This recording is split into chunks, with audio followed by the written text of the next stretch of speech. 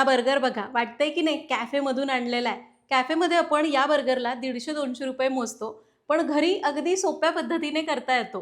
मुलांना बर्गर वगैरे असे प्रकार खूप आवडतात. कधीतरी करून द्यायला हरकत नाही.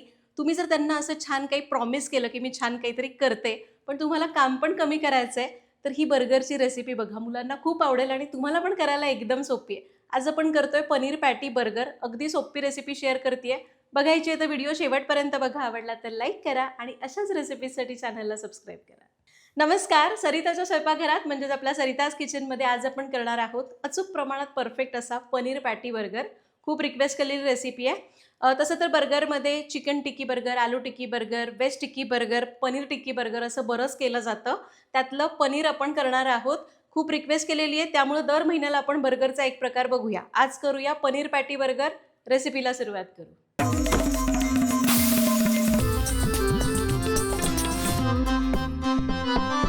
तर पनीर पॅटी बर्गरसाठी साहित्य काय लागणार आहे समोर लिस्ट दिली आहे. स्क्रीनशॉट काढा किंवा लिहून घ्या. घेतलं लिहून. आता व्हिडिओला पटकन लाईक करा. आपण रेसिपीला सुरुवात करू. तर आता बर्गर करायचं आहे. पहिल्यांदा आपल्याला पनीर पॅटी करायची आहे. त्यासाठी इथं मी अर्धा किलो पनीर घेतलंय. पनीर विकत आणताना त्या डेअरीवाल्याला सांगायचं असं चौकोनी स्लॅब द्या आम्हाला. थोडं इकडं तिकडं असतं ते काढून बरोबर चौकोन करून घेतलाय. आता मी काय करते, याचे अर्धा इंच जाडीचे तुकडे करणार आहे. असाच्या असा स्लॅब ठेवलाय. अर्धा इंच जाड आपण तुकडे करूया. हे बघा असे. त्या बर्गरमध्ये ते व्यवस्थित बसायला पाहिजे, हो की नाही? तर तुम्हाला जेवढे बर्गर करायचे आहेत तेवढे पीसेस करून घ्या. मी आत्ता तुम्हाला 2 करून दाखवते. बाकीचं मी तसंच ठेवते. ह्याचे तुकडे करून घेतले. आता आपण याला वर लावण्यासाठीचं कोटिंग करूया. तर याचं वरचं कोटिंग करण्यासाठी भांड्यात घेतलाय 1 कप मैदा. त्यामध्ये घालूया 1 ते 2 चमचे हिरवी मिरची, आलं आणि लसणाची पेस्ट ताजी ताजी घ्यायची. याच्यात लसणीची पावडर घालू शकता, ती तुम्हाला मिळाली तर ती चालेल. सोबतच घालूया 1 चमचा चाट मसाला, 1 चमचा मिरची पावडर, चवीपुरतं मीठ, 1 चमचा ऑरेगॅनो. पिझ्झासोबत ते पॅकेट्स मिळतात ना, त्यातलं 1 पॅकेट घातलं तरी चालेल, आणि 1 चमचा काळी मिरी पूड. याला आपण मिसळून घेऊया. आता थोडं थोडं पाणी घालून याला सैलसर करायचं आहे. आपण भज्याला कसं करतो किंवा वडापावसाठी अगदी तसं. खूप पातळ करायचं नाही किंवा एकदम घट्ट ठेवायचं नाही. मी तुम्हाला सांगेनच की ओळखायचं कसं. गुठळ्या मोडायच्या, थोडं थोडं पाणी घालत याला सैल करायचं. आणि हे बघा, याला मी चांगलं मिक्स करून घेतलंय. 1 कप मैदा होता, त्यासाठी मला 1 कप आणि वर थोडंसं पाणी लागलं. 2 ते 3 चमचे. आणि आपलं हे गुठळ्या विरहित मऊसर मिश्रण तयार झालंय. ओळखायचं कसं सांगते. असं याला मिसळायचं, चमचा पालथा करायचा, मध्ये बोट फिरवायचं आणि याला उभं धरायचं. हे मिश्रण वरचं खाली अगदी हळूवार येते, एकदम पटकन येत नाही किंवा तिथंच थांबत नाही. याचा अर्थ आपलं मिश्रण परफेक्ट झालंय. म्हणजे त्या पनीरच्या स्लॅबवर पण ते तसंच स्थिरावणार आणि व्यवस्थित तळलं जाईल. हे तयार झालंय. आता आपण हे जे ब्रेड क्रम्स घेतलेले आहेत, साधारण 1 अर्धी वाटी ब्रेड क्रम्स आहेत, एका ताटलीमध्ये पसरूया आणि आपल्या पॅटी तळून घेऊ. आता आपल्याला पॅटी तळून घ्यायच्यात. आपण जे पनीर घेतलंय कापून ते याच्यामध्ये घोळवून घ्यायचं. वडापाव कसं आपण मिश्रण बेसनामध्ये टाकतो, अगदी तसं.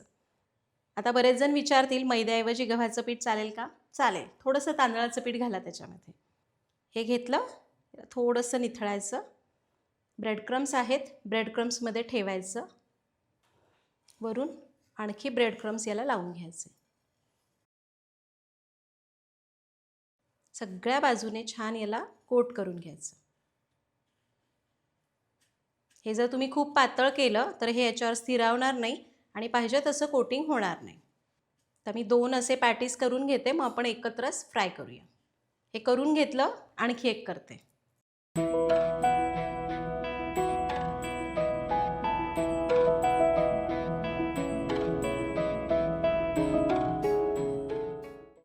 आणि हे घ्या, हे झालेलं आहे तयार. तेल व्यवस्थित तापलं की आपण याला फ्राय करूया. आता इथं मी पॅन घेतलाय. कढईमध्ये याला डीप फ्राय पण करू शकतो, पण मी पॅनमध्ये असं इतकंच तेल घेतलंय, साधारण 1 अर्धा इंच बुडेल असं. आणि हे आपलं सरिताज किचनचं लाकडी घाण्याचं तेल आहे, जे शुद्ध पारंपरिक आहे, ज्यामध्ये आपण केमिकल्स वापरत नाही. एकदा जरूर वापरून बघा. ऑर्डर करण्याची लिंक डिस्क्रिप्शन बॉक्समध्ये दिलेली आहे. आता तेल नीट तापणं गरजेचं आहे, नाहीतर हे सगळं ना तेल ओढून घेईल आणि मग बर्गर खूप तेलकट वाटेल. आपण काय करूया, तेल कसं तापलंय बघूया. हे बघा, मिश्रण थोडंसं टाकलं की ते पटकन वर येतंय, करपत नाही, छान तळलं जातंय. जर हे अगदी संथपणे खाली तसंच राहिलं तर समजायचं तेल नीट तापलं नाही, आणि एकदम करपलं तर समजायचं खूप तापलंय. आपलं तेल परफेक्ट तापलेलं आहे. या पॅटीज आपण फ्राय करून घेऊ. हळूवारपणे एक पॅटी यावर सोडायची, या पद्धतीने. वरून पण याला आपण असं तेल सोडू शकतो जर आपण असं कमी तेलामध्ये फ्राय करतोय तर. गॅस कमीच ठेवूया आणि याला कुरकुरीत होईपर्यंत फ्राय करूया.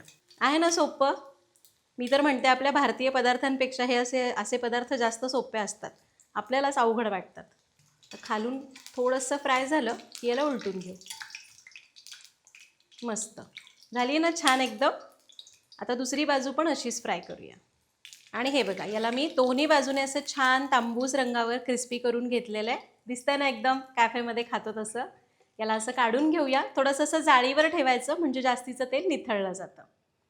आता दुसरा वाला पण आपण तळू आणि मग बर्गर कसा करायचा ते बघू. तर आपल्या पनीर पॅटी तयार झाल्या. आता आपण याच्यामध्ये लावणारा मेयोनीज सॉस करूया. इथं मी 3 चमचे मेयोनीज घेतलेलं आहे. तुम्ही व्हेज अंड्यावालं जे तुम्हाला पाहिजे ते घेऊ शकता. 3 चमचे मेयोनीज, त्यामध्ये 1 चमचा रेड चिली सॉस. ज्या चमच्याने मेयोनीज घाल त्याच चमच्याने चिली सॉस घालायचा, किंवा तुम्ही तिखटपणासाठी कमी जास्त करू शकता. याला मिसळूया. आणि आपला हा मेयो सॉस तयार झालाय. आता आपण बर्गर असेंबल करायचा आहे. त्यासाठी आपल्याला काय काय लागणार आहे पुढे लिस्ट दिली आहे, बघून घ्या. तर आता बर्गर करायचं आहे, त्यासाठी आपल्याला लागणार आहेत बर्गर बन, म्हणजे बर्गरचे पाव. आता तवा तापत ठेवलाय, त्यामध्ये थोडंसं बटर लावूया. बर्गर बन आहे, त्याचे 2 भाग केले. त्याचा आतला भाग आपण भाजून घेऊ. असं छान क्रिस्पी होईपर्यंत भाजायचा. हे बघा, हे छान भाजलं गेलंय की नाही. काढूयात याला. आता त्याच्या खालची जी स्लाइस आहे ती पण अशीच थोडंसं बटर लावून भाजू. आता त्याची दुसरी स्लाइस आहे, त्याला पण थोडंसं बटर लावून भाजूया.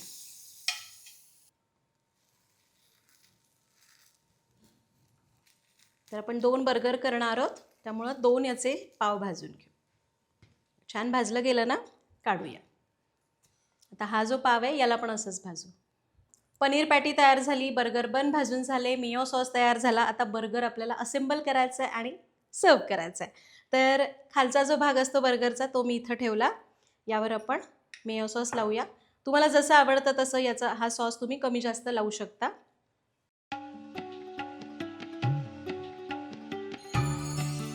यावर आपल्याला ठेवायची ही पॅटी जी आपण तयार करून घेतली. चिकनची असेल चिकनची, व्हेजची असेल व्हेजची, आलूची असेल आलूची, जी कोणती असेल ती. त्यानंतर याच्या दुसऱ्या बाजूलाही आपण सॉस लावून घेऊ.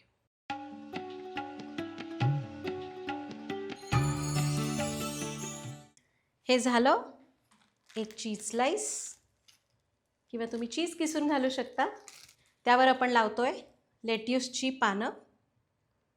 नसेल तर कोबी वापरला तरी चालेल. आणि मग याच्यावर घालायचं आहे.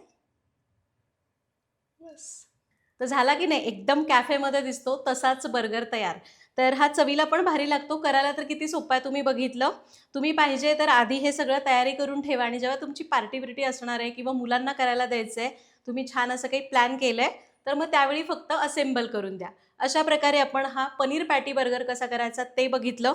तर बघितलं किती सोपं आहे. तुम्ही पाहिजे तर याच्यासोबत फ्रेंच फ्राईज करू शकता. काही असं मुलांना कधीतरी, आता समजा आता सुट्ट्या लागल्यात आणि काहीतरी तुम्ही प्रॉमिस केलं आहे छान काहीतरी करूया म्हणून, तेव्हा करायला एकदम सोपी रेसिपी की नाही. करून बघा, कमेंटमध्ये सांगा. भेटूया पुढच्या भागात. धन्यवाद.